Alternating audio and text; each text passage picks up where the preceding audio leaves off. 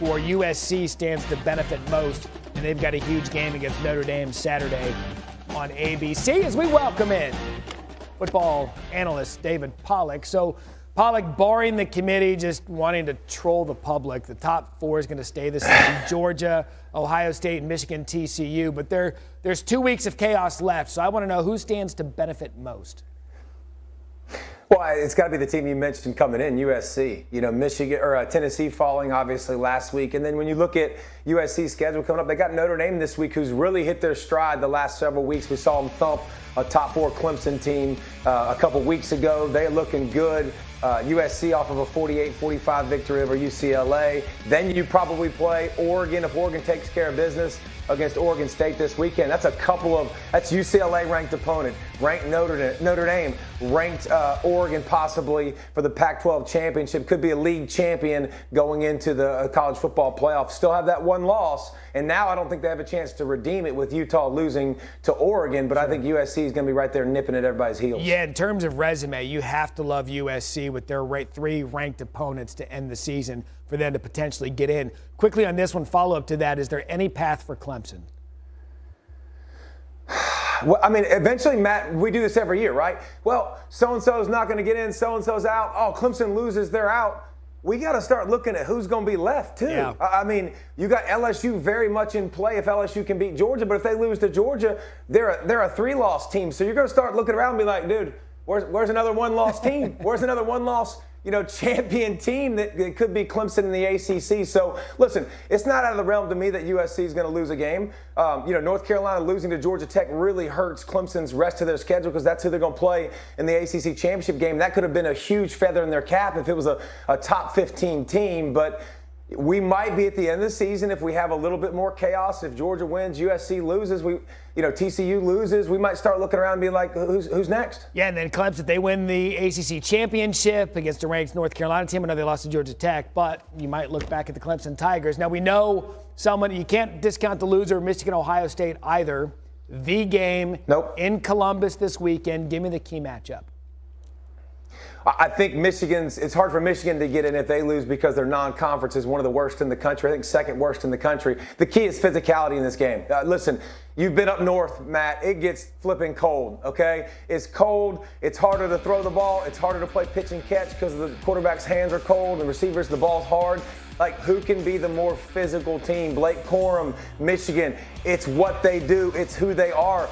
They did it to Ohio State last year and just totally physicality won the day, and then it goes to Ohio State. I think that's why Ohio State, Matt, has ran the football so much this season, even when the box tells them not to run. They're like, listen, we've got to be more physical when we end our season with Michigan. Their running back situation's a little bit banged up. Travion Henderson and Mayan Williams have missed a lot of different bulks of the season, so who can be the more physical team? And Blake Corum coming off his injury, all signs point to that he'll be okay, but they come into this one banged up as well. This has 17-13 written all over it, and I love it.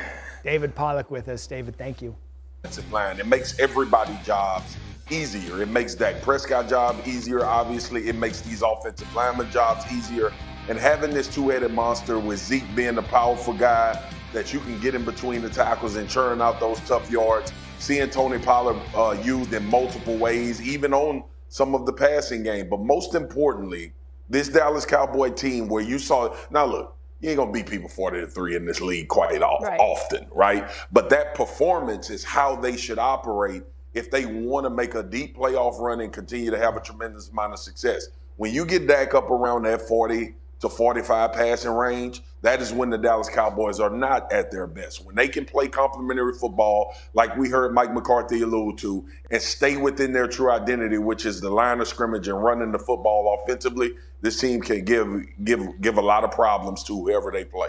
Yeah, so if they can stay true to that identity that you referred to, that maybe this is a statement game and really changes the way the rest of the season goes. You know, the Giants were watching it, and they're hurting. They're really banged up. They lost receiver Wan'Dale Robinson to the torn ACL. That hurt.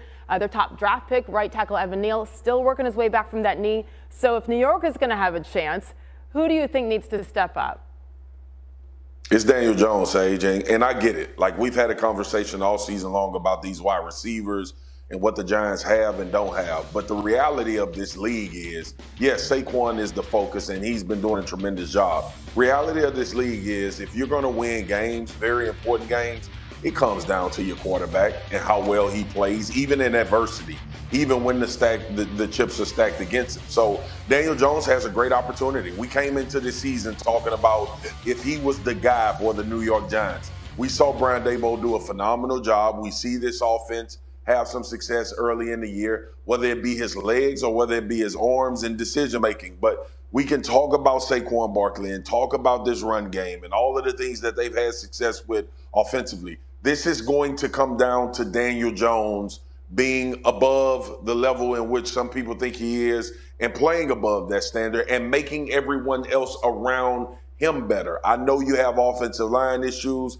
I know you just pointed and alluded to Evan Neal, but ultimately, like we've asked the question all season long about who the New York Giants are. If they are going to be a really good football team and really bother people on their way to trying to figure out how far they can go, it'll be about Daniel Jones and his play as a quarterback, especially passing the football. Yeah, and overall this season, he has done well, stayed within himself with the new system, with Daboll, et cetera there. So let's see how he does apply this after coming off of this adversity. By the way, Caesars has the Cowboys listed as 9-point favorites. We've got a couple days to go, see if that line moves. Mark Spears back with us shortly. Thank you. Forget Caesars. Spears has the 49ers in the playoffs. Yes, he Marcus does. Spears, lock 'em in index. We went to Estadio Azteca, Mexico City. 49ers, Cardinals, NFC West. That was a fantastic Mexican luchador mask. Well, more on that in a minute. Kyler Murray not playing. Christian McCaffrey was. Pushed out at the 12, 49ers in the red zone. Since the acquisition of McCaffrey, you just get the sense that Garoppolo and his offense has found their stride. Arizona State's Brandon Ayuk, touchdown, has fun with it. Niners take a 7-3 lead. After the touchdown, Cardinals driving. Colt McCoy getting the start.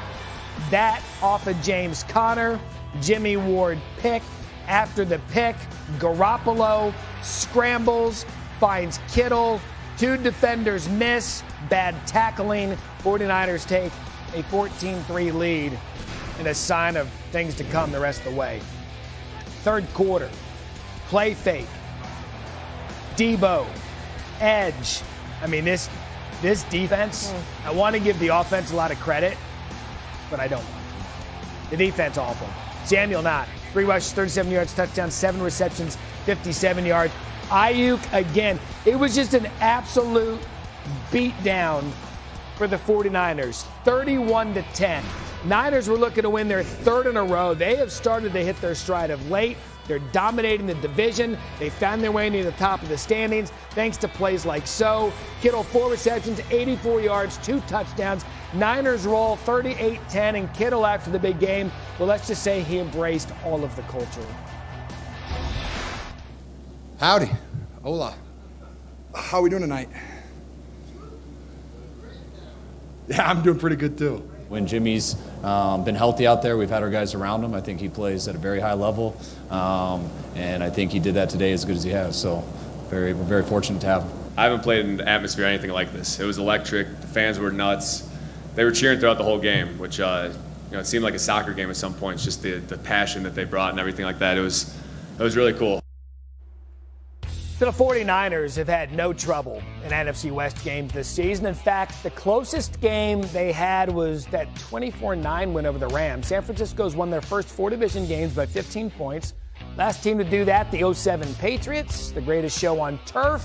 The 99 Rams hold the merger record of 6 straight start season.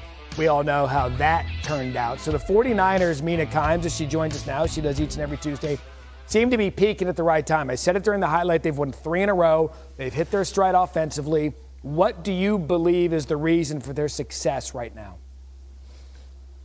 It really is the improvement in offense, Matt, because this defense has been a top 5 unit under DeMeco Ryans, obviously going back to last year, but since the beginning of this year, we know how devastating that 4-man rush is. Coverage has improved this year. The defense is super solid, but the offense was a little bit shaky at the beginning of the season. Even after Jimmy Garoppolo returned, there were some ups and downs. Rushing attack wasn't quite what it is now.